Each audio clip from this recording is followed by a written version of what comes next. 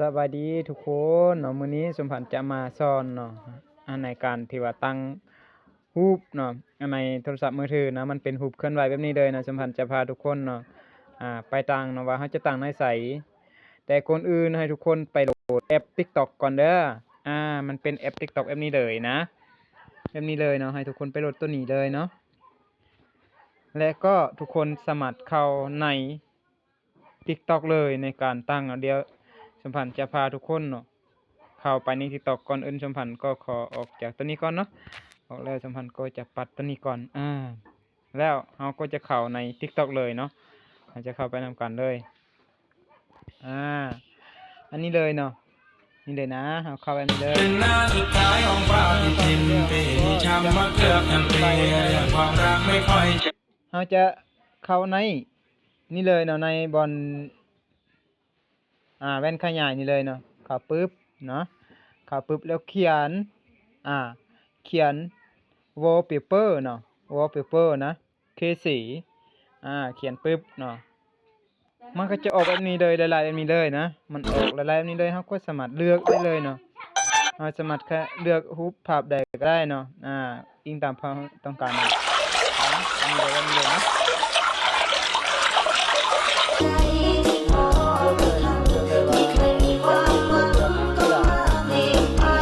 เลือกเลยนะแล้วสมพันธ์จะพาเลือกเนาะพาเลือกตัวที่ว่าเนาะเราจะตั้งในรูปโปรไฟล์ตั้งลองตัวนี้เนาะว่ามันจะตั้งได้บ่ทุกคนก็ไปในก่อนที่สว่างแสงเด้อส่วนที่เขาจะมีนะครับก็จะเป็นเลยกดปึ๊บเนาะปึ๊บแล้วก็เลื่อนลงรูมเนาะตั้งได้บ่เป็นตั้งบ่ได้ทุกคนเด้อ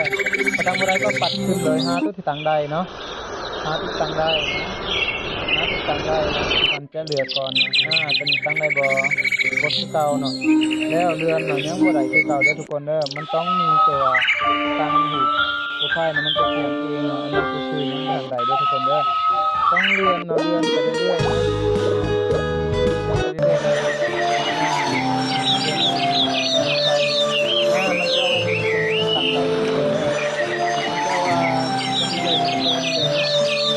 ่าตั้งเราถ่ายแป๊บหนึ่ง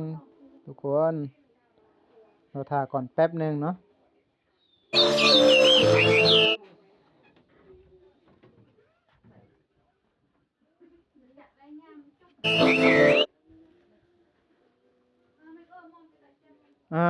แล้วมันจะออกแบบนี้เลยเนาะมันจะเขียนว่าตั้งค่าเป็นหูพื้นล่างเขาก็กดเลยเนาะตั้งค่าพื้นล่างเลยเนาะแล้วมันก็จะบอกว่าไปน้ำใสเนาะเขาก็กดไปน้ำใสเลยและเขาจะตั้งหน้าจอลักหรือจะเป็นหน้าจอลักและหน้าจอล็อกน้ำสมพันธ์จะตั้งเป็นช่องหน้าจอเลยเด้อปึ๊บมันตั้งแล้วเนาะสมพันธ์ตั้งแล้วนะแล้วเราเบิ่งนำกันเนาะเราเบิ่งนำกันเลยเราออกเลยจากตัวนี้ปึ๊บเห็นบ่มาเลยภายที่ตั้งบ่ได้นะเฮ็ดตามสมพันธ์เนาะเฮ็ดตามสมพันธ์เฮ็ดตามสมพันธ์แล้วจะมีรูปหน้าจอของเฮางามๆแบบนี้เลยนะทุกคนเนาะฝากกดไลค์กดแชร์เนาะแล้วก็กดติดตามเนาะเพื่อสมพันธ์จะแบ่งปันแนวดีๆให้ทุกคนเนาะเผื่อว่ามีสิ่งที่ทุกคนบ่ฮู้เนาะเราก็สามารถเรียนรู้ไปนำกันเนาะทุกคนเนาะ